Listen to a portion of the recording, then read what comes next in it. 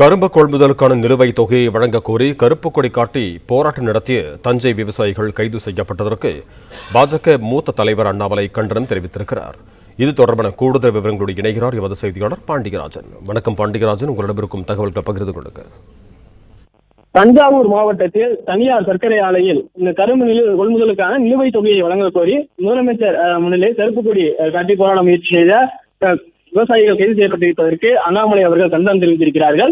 நெல், கரும்பு குறைந்தபட்ச ஆதார விலை உயர்வு என பொய்யான தேர்தல் வாக்குறுதிகளை கொடுத்து விவசாயிகளை ஏமாற்றியது, தங்கள் நிலங்களை காக்க போராடிய திருவண்ணாமலை மாவட்ட விவசாயிகள் மீது குண்டர் சட்டம் போட்டது என கடந்த 4 ஆண்டுகளில் விவசாயிகளுக்கு செய்த துரோகங்கள் போதாதா எனவும் அண்ணாமலை கேள்வி எழுப்பியிருக்கிறார். நிலுவைத் தொகையை வழங்கக் கோரி 1.5 ஆண்டுகளாக போராடி வரும் விவசாயிகள் மீதா உங்கள் அடக்குமுறையை காட்டுவது எனவும் கேள்வி எழுப்பியிருக்கிறார். 4 வருடங்களில் நீங்கள் போட்ட வேடங்களில் தேர்தல் நேரத்தில் போட்ட டெல்டாக்காரன் வேஷம் பள்ளி நீக்கிறது எனவும் முதலமைச்சர் மு க ஸ்டாலின் அவர்களை பார்த்து பாஜக முன்னாள் மாநில தலைவர் அண்ணாமலை அவர்கள் கேள்வி எழுப்பியிருக்கிறார்.